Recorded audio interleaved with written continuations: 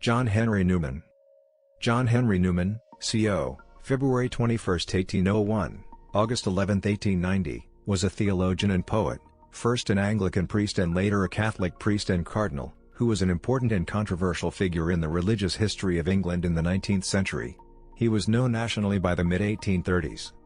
Originally an evangelical Oxford University academic and priest in the Church of England, Newman then became drawn to the high church tradition of Anglicanism.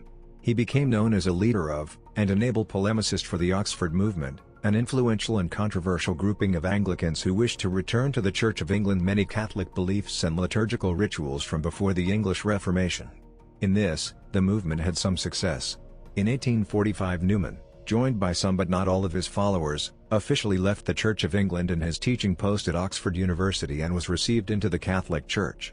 He was quickly ordained as a priest and continued as an influential religious leader, based in Birmingham. In 1879, he was created a cardinal by Pope Leo XIII in recognition of his services to the cause of the Catholic Church in England. He was instrumental in the founding of the Catholic University of Ireland in 1854, although he had left Dublin by 1859. In time evolved into University College Dublin, today the largest university in Ireland. Newman was also a literary figure of note. His major writings include the Tracts for the Times, 1833 to 1841, his autobiography Apologia Pro Vita Sua, 1865 to 1866, The Grammar of Assent, 1870, and the poem The Dream of Gerardius, 1865, which was set to music in 1900 by Edward Elgar. He wrote the popular hymns Lead, Kindly Light and Praise to the Holiest in the Height, taken from Gerardius. Newman's beatification was officially proclaimed by Pope Benedict XVI on September 19, 2010 during his visit to the United Kingdom. His canonization was officially approved by Pope Francis on February 12, 2019. On July 1, 2019, the Vatican announced that he will be canonized with 4 others by Pope Francis on October 13, 2019. He will become the 5th saint of the City of London, behind Thomas Becket, born in Cheapside, Thomas More, born on Milk Street, Edmund Campion, son of a London bookseller, and Polydore Plasdon, of Fleet Street. Early life and education. Newman was born on February 21, 1801 in the City of London, the eldest of a family of 3 sons and 3 daughters. His father, John Newman, was a banker with Ramsbottom, Newman and Company in Lombard Street. His mother, Jemima, née Fourdrinier, was descended from a notable family of Huguenot refugees in England, founded by the engraver, printer and stationer Paul Fourdrinier. Francis William Newman was a younger brother. His eldest sister, Harriet Elizabeth, married Thomas Mosley, also prominent in the Oxford movement. The family lived in Southampton Street, now Southampton Place, in Bloomsbury and bought a country retreat in Ham, near Richmond, in the early 1800s. At school in Ealing. At the age of 7 Newman was sent to Great Ealing School conducted by George Nicholas. There George Huxley, father of Thomas Henry Huxley, taught mathematics, and the classics teacher was Walter Myers. Newman took no part in the casual school games. He was a great reader of the novels of Walter Scott, then in course of publication, and of Robert Southey. Aged 14, he read skeptical works by Thomas Paine, David Hume and perhaps Voltaire. Evangelical. At the age of 15, during his last year at school, Newman was converted, an incident of which he wrote in his Apologia that it was more certain than that I have hands or feet. Almost at the same time, March 1816, the bank Ramsbottom, Newman and Company crashed, though it paid its creditors and his father left to manage a brewery. Myers, who had himself undergone a conversion in 1814, lent Newman books from the English Calvinist tradition. It was in the autumn of 1816 that Newman fell under the influence of a definite creed and received into his intellect impressions of dogma, which, through God's mercy, have never been effaced or obscured. He became an evangelical Calvinist and held the typical belief that the Pope was the Antichrist under the influence of the writings of Thomas Newton, as well as his reading of Joseph Milner's History of the Church of Christ. Myers is described as a moderate, Clapham sect Calvinist, and Newman read William Law as well as William Beveridge in devotional literature. He also read The Force of Truth by Thomas Scott. Although to the end of his life Newman looked back on his conversion to evangelical Christianity in 1816 as the saving of his soul, he gradually shifted away from his early Calvinism. As Eamon Duffy puts it, he came to see evangelicalism, with its emphasis on religious feeling and on the Reformation doctrine of justification by faith alone, as a Trojan horse for an undogmatic religious individualism that ignored the Church's role in the transmission of revealed truth, and that must lead inexorably to subjectivism and skepticism. At university, Newman's name was entered at Lincoln's Inn. He was, however, sent shortly to Trinity College, Oxford, where he studied widely. However, his anxiety to do well in the final schools produced the opposite result. He broke down in the examination, under Thomas Valor Short, and so graduated as a BA under the line, with a lower second-class honors in classics, and having failed classification in the mathematical papers. Desiring to remain in Oxford, Newman then took private pupils and read for a fellowship at Oriel, then the acknowledged centre of Oxford intellectualism. He was elected at Oriel on April 12, 1822. Edward Bouverie Pusey was elected a Fellow of the same college in 1823. Anglican priest. On June 13, 1824, Newman was made an Anglican deacon in Christ Church Cathedral, Oxford. 10 days later he preached his first sermon in Holy Trinity at Overwerden, near Banbury, Oxfordshire, when on a visit to his former teacher the Reverend Walter Myers, who had been curate there since 1823. On Trinity Sunday, May 29, 1825, he was ordained a priest in Christ Church Cathedral by the Bishop of Oxford, Edward Legge. He became, at Pusey's suggestion, curate of St. Clement's Church, Oxford. Here, for 2 years, he was engaged in parochial work, and wrote articles on Apollonius of Tyana, Cicero, and miracles for the Encyclopaedia Metropolitana. Richard Whately and Edward Copleston, provost of Oriel, were leaders in the group of Oriel Noetics, a group of independently thinking dons with a strong belief in free debate. In 1825, at Whately's request, Newman became vice principal of St. Alban Hall, but he only held this post for 1 year. He attributed much of his mental improvement and partial conquest of his shyness at this time to Whately. In 1826 Newman returned as a tutor to Oriel, and the same year Richard Horrelfrude, described by Newman as one of the acutest, cleverest and deepest men he ever met, was elected fellow there. The two formed a high ideal of the tutorial office as clerical and pastoral rather than secular, which led to tensions in the college. Newman assisted Whately in his popular work Elements of Logic, 1826, initially for the Encyclopaedia Metropolitana, and from him gained a definite idea of the Christian Church as institution, a divine appointment, and as a substantive body, independent of the state, and endowed with rights, prerogatives and powers of its own. Newman broke with Whately in 1827 on the occasion of the re-election of Robert Peel as Member of Parliament for the university. Newman opposed Peel on personal grounds. In 1827 Newman was a preacher at Whitehall. Oxford Movement. In 1828 Newman supported and secured the election of Edward Hawkins as Provost of Oriel over John Keble. This choice, he later commented, produced the Oxford Movement with all its consequences.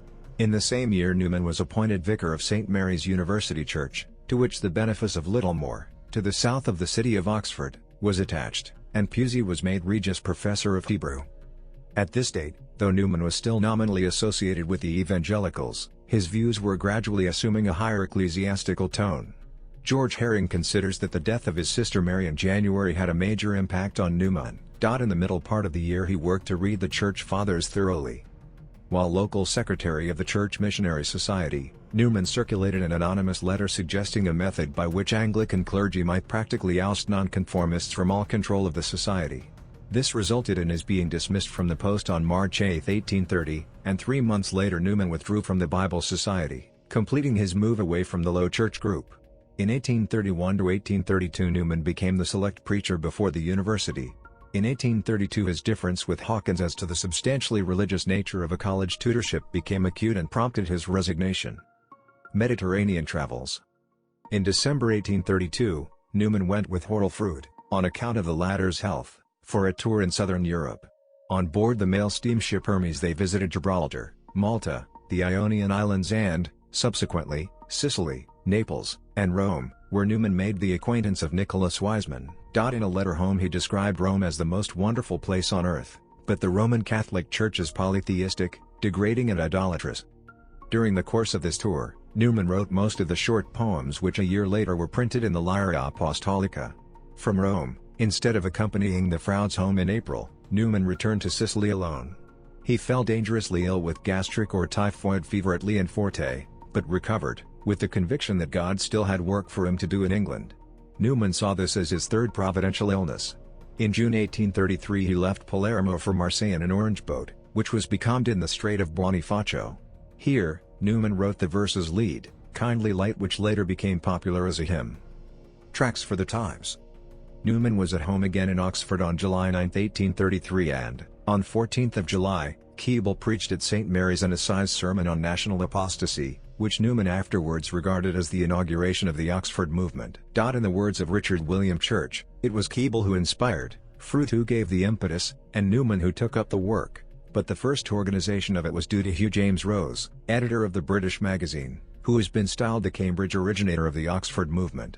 Rose met Oxford movement figures on a visit to Oxford looking for magazine contributors, and it was in his rectory house at Hadley, Suffolk, that a meeting of high church clergy was held over 25 to 26 July. Newman was not present, but Hurrell Froude, Arthur Philip Percival, and William Palmer had gone to visit Rose, at which it was resolved to fight for the apostolical succession and the integrity of the prayer book.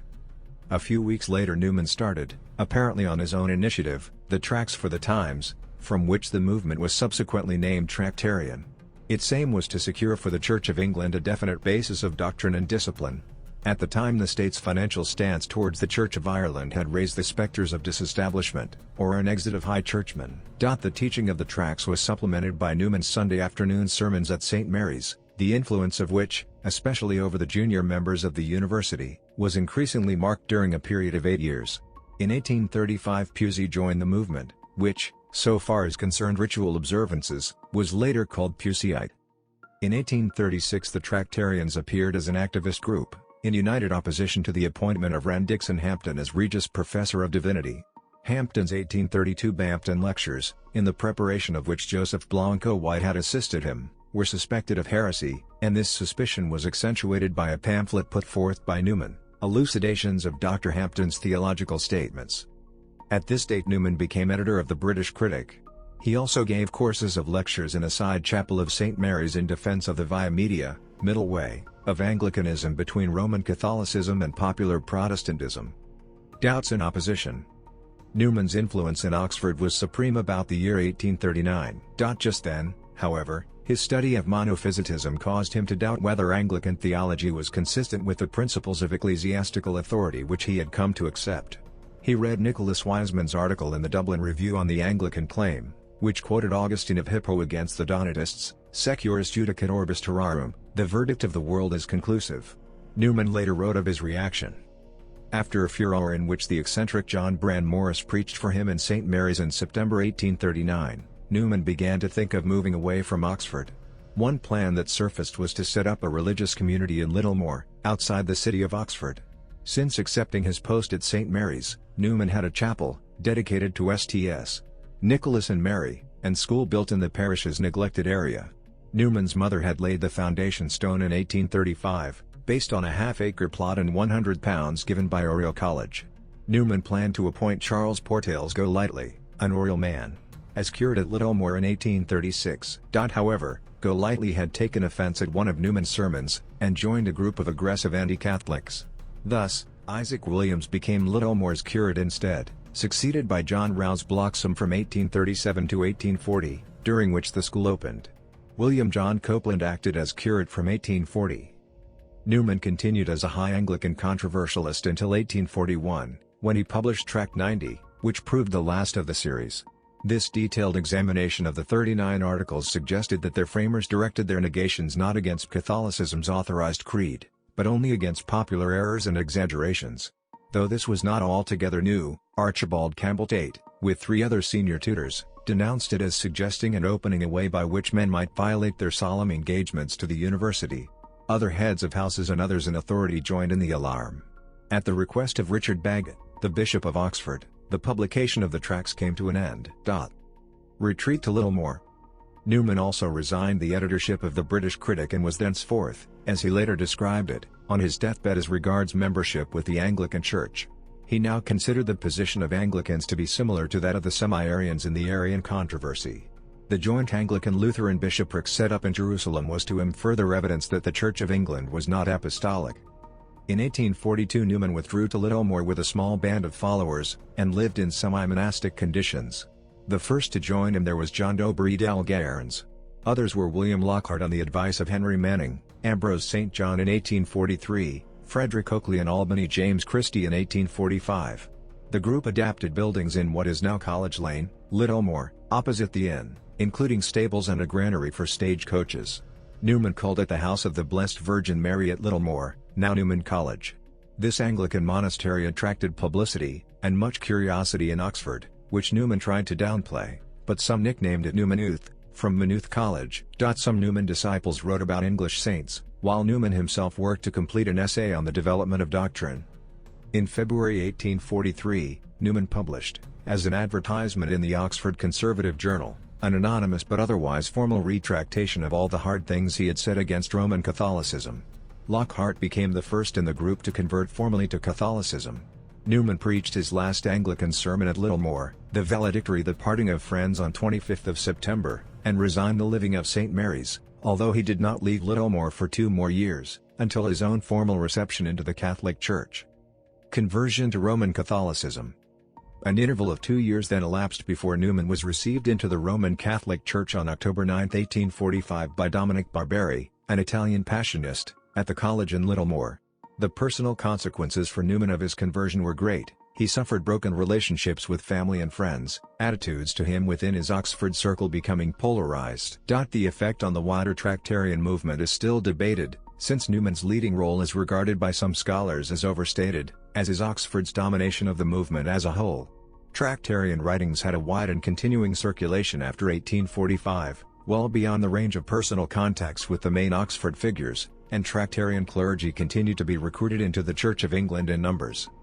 Oratorian. In February 1846, Newman left Oxford for Oscott, where Nicholas Wiseman, then Vicar Apostolic of the Midland District, resided, and in October he went to Rome, where he was ordained priest by Cardinal Giacomo Filippo Franzoni and awarded the degree of Doctor of Divinity by Pope Pius IX. At the close of 1847, Newman returned to England as an Oratorian and resided first at Maryvale, near Old Oscott, now the site of Maryvale Institute, a college of theology, philosophy and religious education, then at St. Wilfrid's College, Cheadle, and then at St. Anne's, Ulster Street, Birmingham. Finally he settled at Edgbaston, where spacious premises were built for the community, and where, except for 4 years in Ireland, he lived a secluded life for nearly 40 years. Before the house at Edgbaston was occupied, Newman established the London Oratory, with Father Frederick William Faber as its superior. Lectures on the present position of Catholics in England. Anti-Catholicism had been central to British culture since the 16th century Protestant Reformation. According to D.G. Paz, anti-Catholicism was an integral part of what it meant to be a Victorian. Popular Protestant feeling ran high at this time, partly in consequence of the papal bull Universalis Ecclesia by which Pope Pius IX re-established the Catholic diocesan hierarchy in England on September 29, 1850. New episcopal sees were created and Cardinal Nicholas Wiseman was to be the first Archbishop of Westminster. On 7 October, Wiseman announced the Pope's restoration of the Catholic hierarchy in England in a pastoral letter from out of the Flaminian Gate. Led by the Times and Punch, the British press saw this as being an attempt by the papacy to reclaim jurisdiction over England. This was dubbed the papal aggression. The Prime Minister, Lord John Russell, wrote a public letter to the Bishop of Durham and denounced this attempt to impose a foreign yoke upon our minds and consciences. Russell's stirring up of anti-Catholicism led to a national outcry. This no-popery uproar led to violence, with Catholic priests being pelted in the streets and Catholic churches being attacked. Newman was keen for lay people to be at the forefront of any public apologetics, writing that Catholics should make the excuse of this persecution for getting up a great organization, going round the towns giving lectures, or making speeches. He supported John Capes in the committee he was organizing for public lectures in February 1851. Due to ill health, Capes had to stop them halfway through. Newman took the initiative and booked the Birmingham Corn Exchange for a series of public lectures. He decided to make their tone popular and provide cheap offprints to those who attended. These lectures were his lectures on the present position of Catholics in England, and they were delivered weekly, beginning on 30th of June and finishing on September 1, 1851.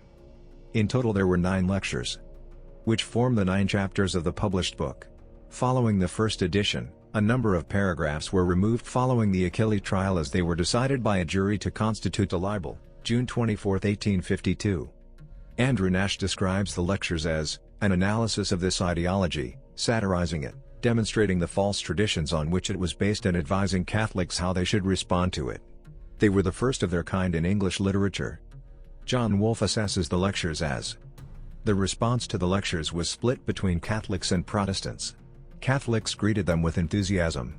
A review in the Rambler, a Catholic periodical, saw them as furnishing a key to the whole mystery of anti-Catholic hostility and as showing the special point of attack upon which our controversial energies should be concentrated. The Protestant response was, predictably, less positive. Archdeacon Julius Hare said that Newman is determined to say whatever he chooses, in despite of facts and reason.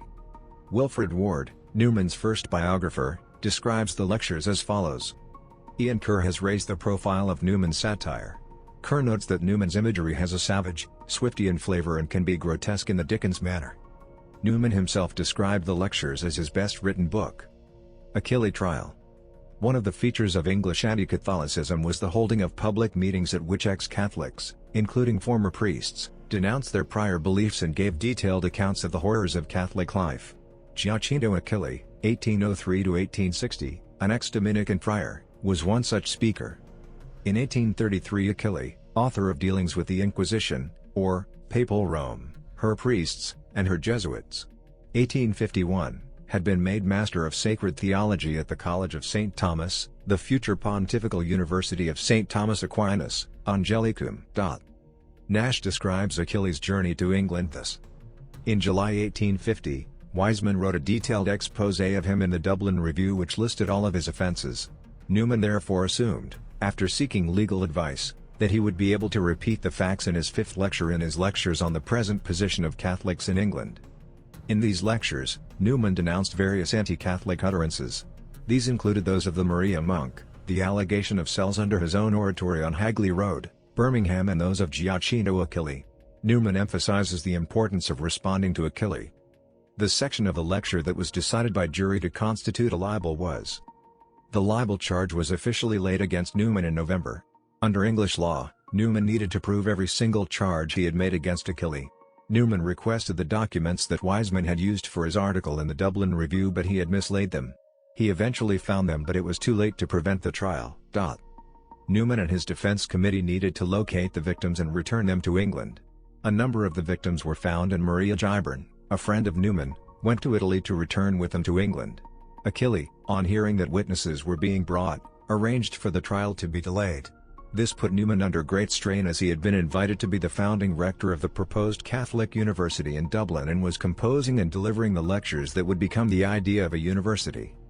On June 21, 1852, the libel trial started and lasted 3 days. Despite the evidence of the victims and witnesses, Achille denied that any of it had happened. The jury believed him and found Newman guilty of libel. The injustice of the verdict was widely recognized. A second trial was not granted and sentencing was postponed. When sentencing occurred, Newman did not get the prison sentence expected but got a fine of £100 and a long lecture from Judge John Taylor Coleridge about his moral deterioration since he had become a Catholic. Coleridge later wrote to Keble. The fine was paid on the spot, and while his expenses as defendant amounted to about £14,000, they were paid out of a fund organized by this defense committee to which Catholics at home and abroad had contributed. There was £2,000 left over, which was spent on the purchase of a small property in Redmill, on the Lickey Hills, with a chapel and cemetery, where Newman was eventually buried. Achille, despite his victory, was discredited. Newman removed the libelous section of the fifth lecture and replaced them by the inscription, "Educator." In 1854, at the request of the Irish Catholic bishops, Newman went to Dublin as rector of the newly established Catholic University of Ireland, now University College, Dublin. It was during this time that he founded the Literary and Historical Society. After 4 years, he retired. He published a volume of lectures entitled The Idea of a University, which explained his philosophy of education. Newman believed in a middle way between free thinking and moral authority, one that would respect the rights of knowledge as well as the rights of revelation. His purpose was to build a Catholic university, in a world where the major Catholic universities on the European continent had recently been secularized, and most universities in the English-speaking world were Protestant.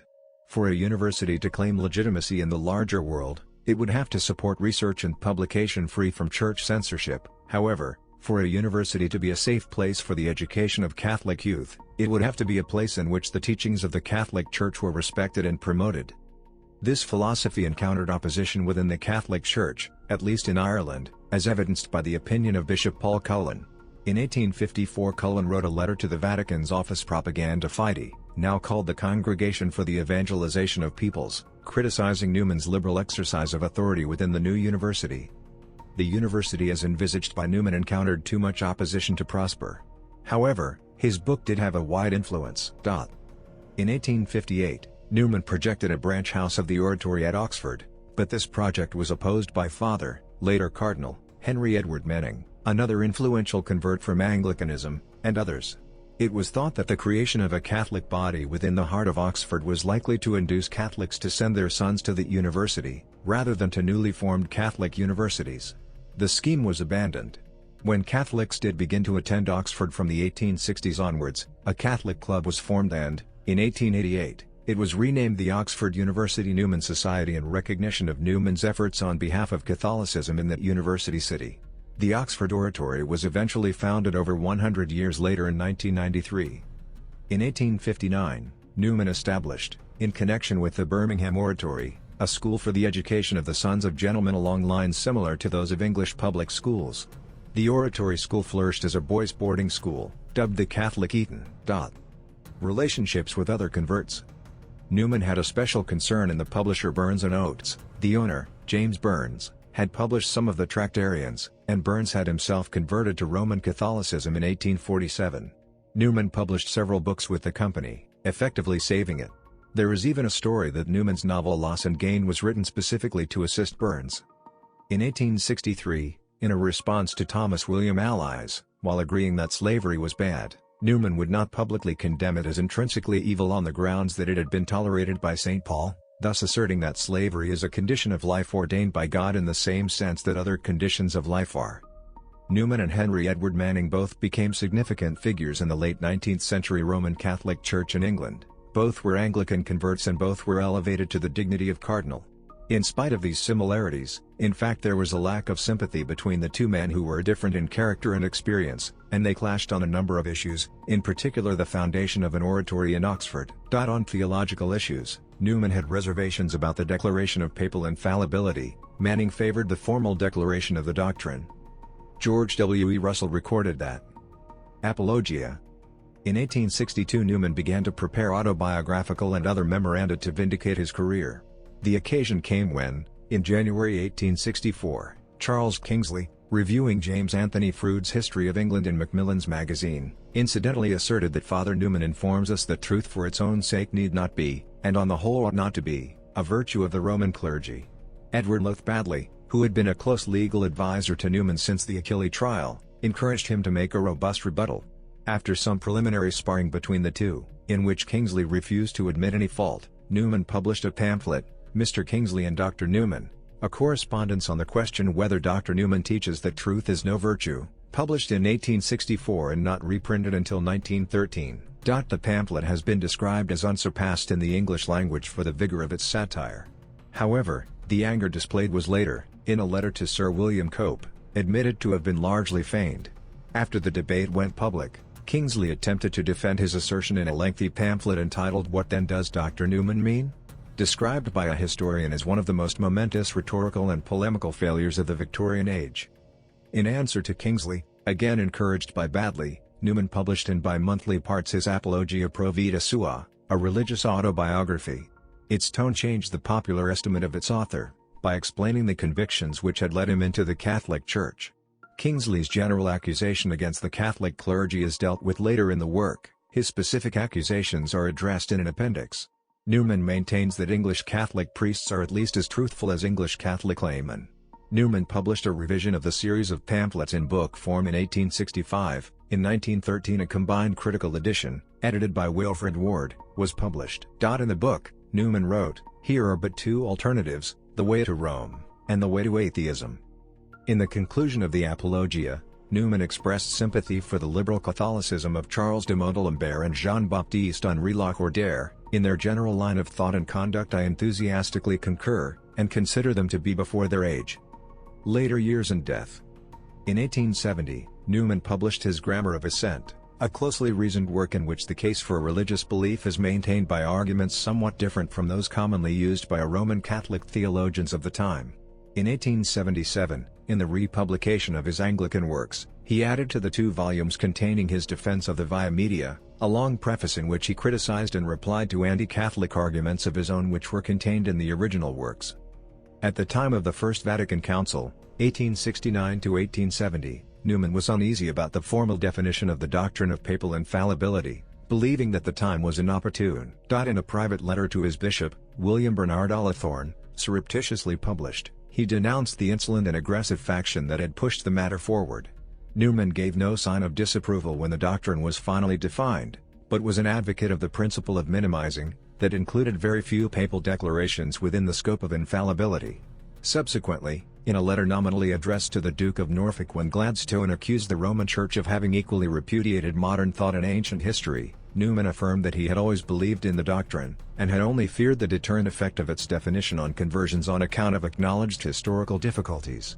In this letter, and especially in the postscript to the second edition, Newman answered the charge that he was not at ease within the Catholic Church.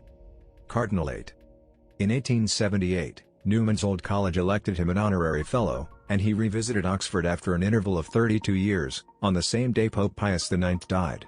Pius had mistrusted Newman, but his successor, Pope Leo XIII, was encouraged by the Duke of Norfolk and other English Catholic laymen to make Newman a cardinal, despite the fact that he was neither a bishop nor resident in Rome. Cardinal Manning seems not to have been interested in having Newman become a cardinal, and remained silent when the Pope asked him about it. Olithorne, as Newman's immediate superior, sent word to Pope Leo that he would welcome the honor. The offer was made by Rome in February 1879. Newman accepted the gesture as a vindication of his work, but made two requests: that he not be consecrated a bishop on receiving the cardinalate, as was usual at that time, and that he might remain in Birmingham. Newman was elevated to the rank of cardinal in the consistory of May 12, 1879 by Pope Leo XIII, who assigned him the deaconry of San Giorgio al Velabro. While in Rome, Newman insisted on the lifelong consistency of his opposition to liberalism in religion. He argued it would lead to complete relativism. Death. After an illness, Newman returned to England and lived at the Oratory until his death, making occasional visits to London and chiefly to his old friend R.W. Church, now Dean of St. Paul's. As a cardinal, Newman published nothing beyond a preface to a work by Arthur Wollaston Hutton on the Anglican ministry, 1879, and an article on the inspiration of Scripture in the 19th century, February 1884. In 1880 Newman confessed to an extreme joy that conservative Benjamin Disraeli was no longer in power, and expressed the hope that Disraeli would be gone permanently. From the latter half of 1886, Newman's health began to fail, and he celebrated Mass for the last time on Christmas Day in 1889. On August 11, 1890 he died of pneumonia at the Birmingham Oratory. 8 days later his body was buried alongside Ambrose St. John in the cemetery at Rednall Hill, Birmingham, at the country house of the Oratory. At the time of his death he had been proto-deacon of the Holy Roman Church. In accordance with his express wishes, Newman was buried in the grave of his lifelong friend Ambrose Street. John. The pall over the coffin bore the motto that Newman adopted for use as a cardinal, Cor ad cor loquitur, heart speaks to heart, which William Barry, writing in the Catholic Encyclopedia, 1913, traces to Francis de Sales and sees as revealing the secret of Newman's eloquence: unaffected, graceful, tender, and penetrating.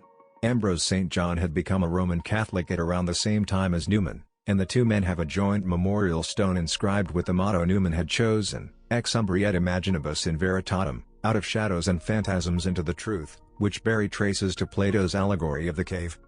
On February 27, 1891, Newman's estate was probated at £4,206. Remains.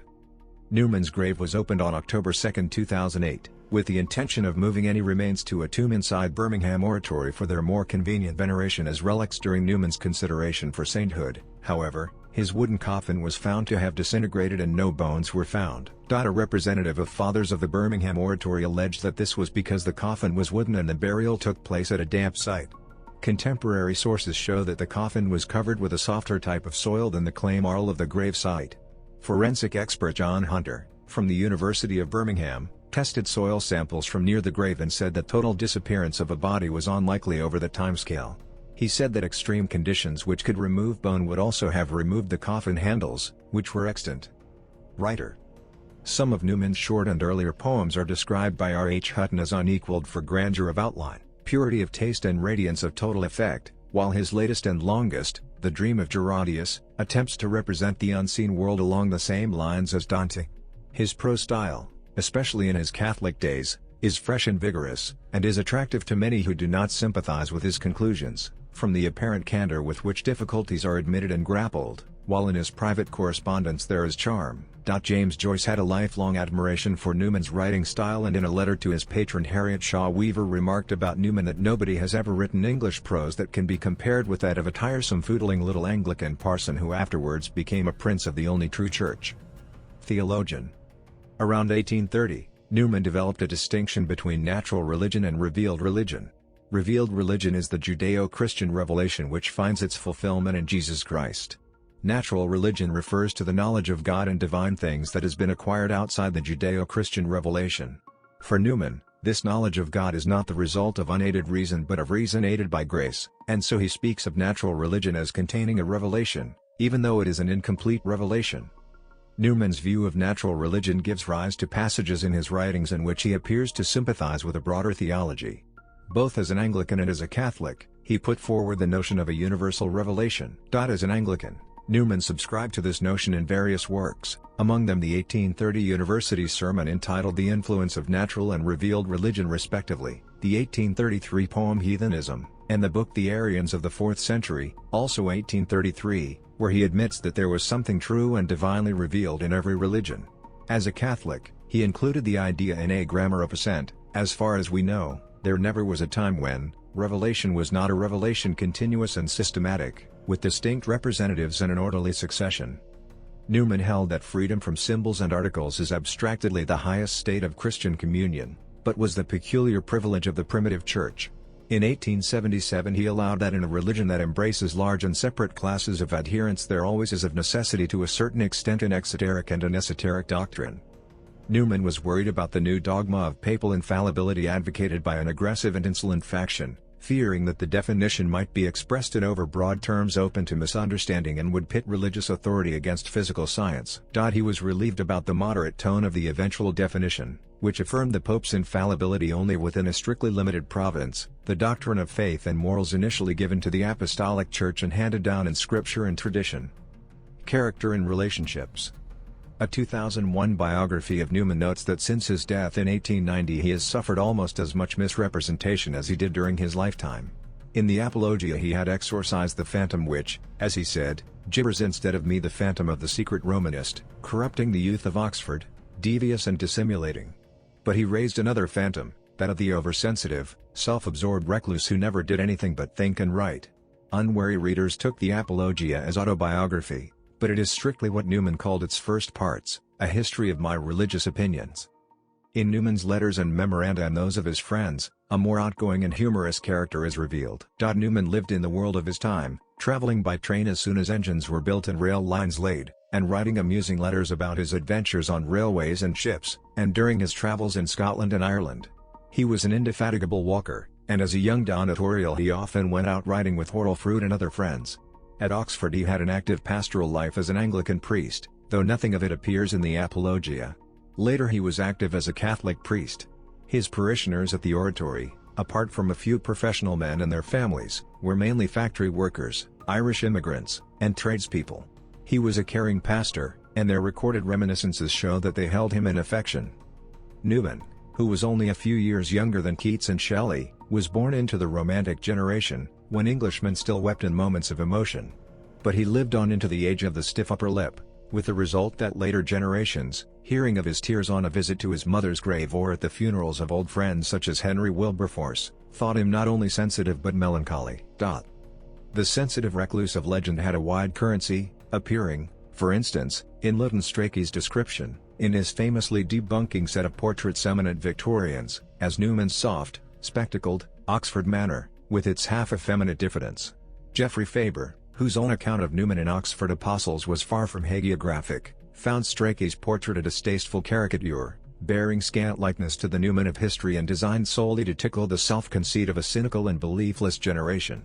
In Strachey's account, however, the true villain is Cardinal Manning, who is accused of secretly briefing the press with the false story that Newman would turn down the cardinalate, and who privately said of his late friend, "Poor Newman. He was a great hater." Strachey was only 10 when Newman died and never met him. In contrast to Strachey's account, James Anthony Froude, Hortlefruit's brother, who knew Newman at Oxford, saw him as a Carlylean hero. Compared with Newman, Froude wrote, Keble, Pusey, and the other Tractarians were all but as ciphers, and he the indicating number. Newman's face was remarkably like that of Julius Caesar. I have often thought of the resemblance, and believe that it extended to the temperament.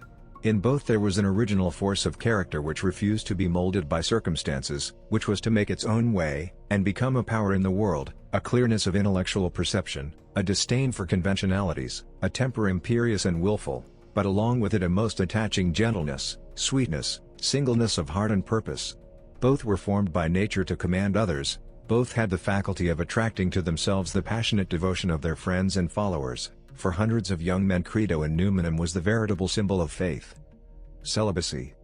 Newman's celibacy, which he embraced at the age of 15, also contributed to negative representations of his character, laying him open to what he called slurs. To exponents of muscular Christianity such as Charles Kingsley, celibacy was synonymous with unmanliness. Kingsley, who interpreted the biblical story of Adam and Eve as expressing a binary law of man's being, the one of a complementum, a helpmeet, without whom it is not good for him to be, feared and hated vowed sexual abstinence, considering it, in Laura Fassack's words, a distinct and separate perversion. The charge of effeminacy was aimed not just at Newman but at Tractarians and Roman Catholics in general. In all that school, wrote Kingsley in 1851, there is an element of foppery, even in dress and manner, a fastidious, maundering, die-away effeminacy, which is mistaken for purity and refinement. John Cornwell comments that the notion of Newman's effeminacy tells us more about the reaction of others to him at the time than any tendency in his own nature. To many members of the Oxford movement, Newman included, it was Kingsley's ideal of domesticity that seemed unmanly. As R. W. Church put it, to shrink from was a mark of one of strength or intelligence, of an unmanly preference for English home life, of insensibility to the generous devotion and purity of the saints.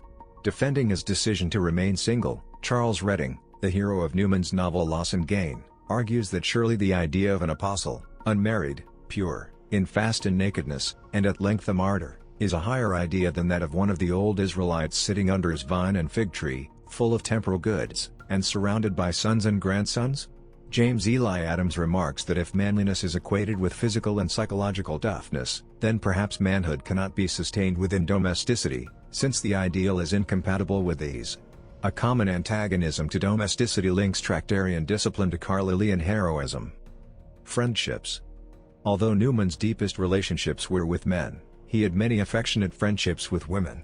One of the most important was with Maria Gibran, who knew him in his youth and followed him into the Catholic Church. She was a noted beauty, who even at 50 was described by one admirer as the handsomest woman I ever saw in my life. A gifted amateur artist, she painted many portraits of Newman at various periods, as well as several of the pictures hanging in the Birmingham Oratory. Newman had a photographic portrait of her in his room and was still corresponding with her into their 80s.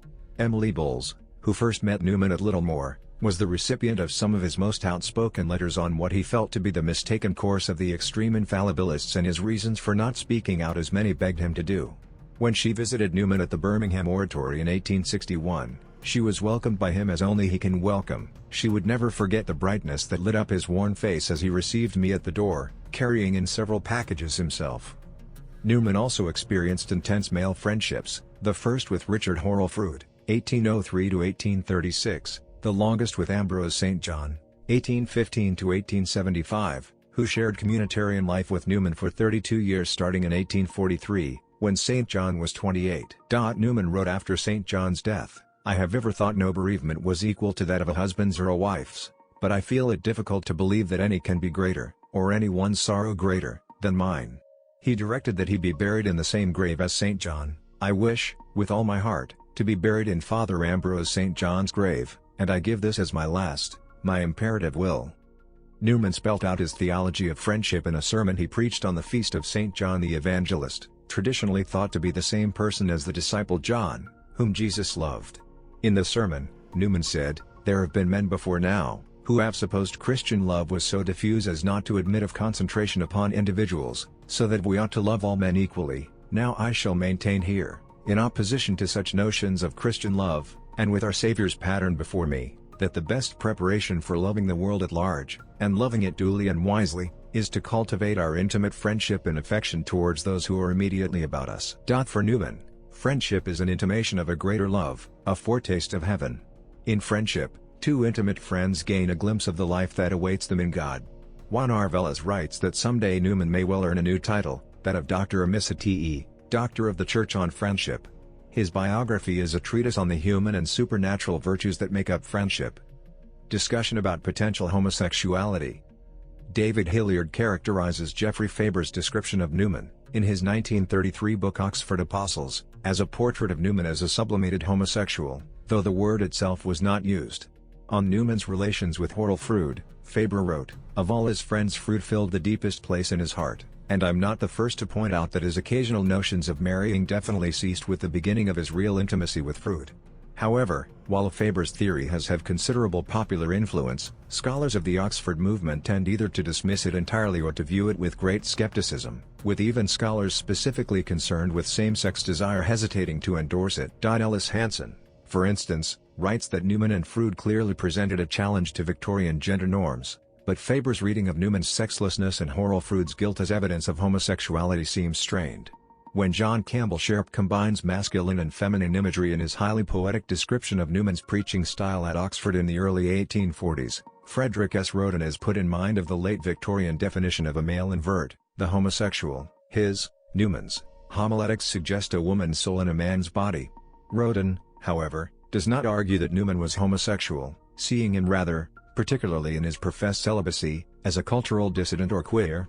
Roden uses the term queer in a very general sense to include any dissonant behaviors, discourses or claimed identities in relation to Victorian norms. In this sense, Victorian Roman and Anglo-Catholicism were culturally queer.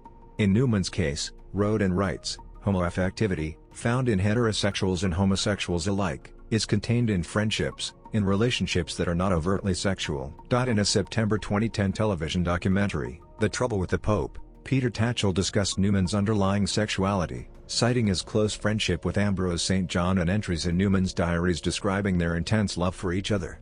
Alan Bray, however, in his 2003 book The Friend, saw the bond between the two men as entirely spiritual, noting that Newman, when speaking of St. John, echoes the language of John's Gospel.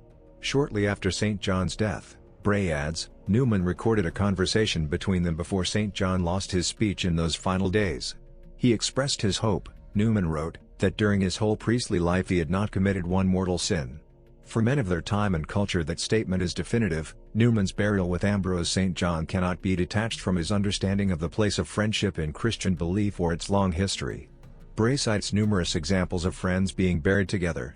Newman's burial with St. John was not unusual at the time and did not draw contemporary comment. David Hilliard writes that relationships such as Newman's with Froude and St. John were not regarded by contemporaries as unnatural, nor is it possible, on the basis of passionate words uttered by mid-Victorians, to make a clear distinction between male affection and homosexual feeling. Theirs was a generation prepared to accept romantic friendships between men simply as friendships without sexual significance. Only with the emergence in the late 19th century of the doctrine of the stiff upper lip and the concept of homosexuality as an identifiable condition, did open expressions of love between men become suspect and regarded in a new light as morally undesirable. Men born in the first decades of the 19th century had a capacity, which did not survive into later generations, for intense male friendships. The friendship of Alfred Tennyson and Arthur Hallam, immortalized in Memoriam AHH, is a famous example. Less well known is that of Charles Kingsley and his closest friend at Cambridge, Charles Mansfield. When Ian Kerr reissued his biography of Newman in 2009, he added an afterword in which he put forward evidence that Newman was a heterosexual. He cited journal entries from December 1816 in which the 15-year-old Newman prayed to be preserved from the temptations awaiting him when he returned from boarding school and met girls at Christmas dances and parties. As an adult, Newman wrote about the deep pain of the sacrifice of the life of celibacy. Kerr comments, the only sacrifice that he could possibly be referring to was that of marriage. And he readily acknowledges that from time to time he continued to feel the natural attraction for marriage that any heterosexual man would. In 1833, Newman wrote that, despite having willingly accepted the call to celibacy, he felt not the less, the need of the sort of interest which a wife takes in none but she, it is a woman's interest. Influence and legacy. Within both the Anglican and Roman Catholic churches, Newman's influence was great in dogma. For the Roman Catholic Church in Britain, Newman's conversion secured prestige. On Catholics, his influence was mainly in the direction of a broader spirit and of a recognition of the part played by development, in doctrine and in church government. If his teaching on the Church was less widely followed, it was because of doubts as to the thoroughness of his knowledge of history and as to his freedom from bias as a critic. Tertiary education. Newman founded the independent school for boys Catholic University School, Dublin, and the Catholic University of Ireland, which evolved into University College Dublin, a college of Ireland's largest university, the National University of Ireland, which has contributed significantly both intellectually and socially to Ireland. A number of Newman societies, or Newman centers in the United States, in Newman's honor have been established throughout the world, in the mold of the Oxford University Newman Society. They provide pastoral services and ministries to Catholics at non-Catholic universities. At various times this type of campus ministry, the distinction and definition being flexible, has been known to Catholics as the Newman Apostolate or Newman Movement. Additionally, colleges have been named for him in Birmingham, England, Melbourne, Australia, Edmonton, Canada, Thaddeupuzha, India, and Wichita, United States. Newman's Dublin lecture series The Idea of a University Defined and Illustrated is thought to have become the basis of a characteristic British belief that education should aim at producing generalists rather than narrow specialists, and that non-vocational subjects, in arts or pure science, could train the mind in ways applicable to a wide range of jobs. Cause for his canonization. In 1991, Newman was proclaimed venerable by Pope John Paul II after a thorough examination of his life and work by the Congregation for the Causes of Saints. In 2001, Jack Sullivan, an American deacon from Marshfield in Massachusetts, attributed his recovery from a spinal cord disorder to the intercession of Newman. The miracle was accepted by the Holy See for Newman's beatification, which Pope Benedict XVI announced on September 19, 2010 during a visit to Britain. The approval of a further miracle at the intercession of Newman was reported in November 2018, the healing of a pregnant woman from a grave illness. The decree approving this miracle was authorized to be promulgated on February 12, 2019.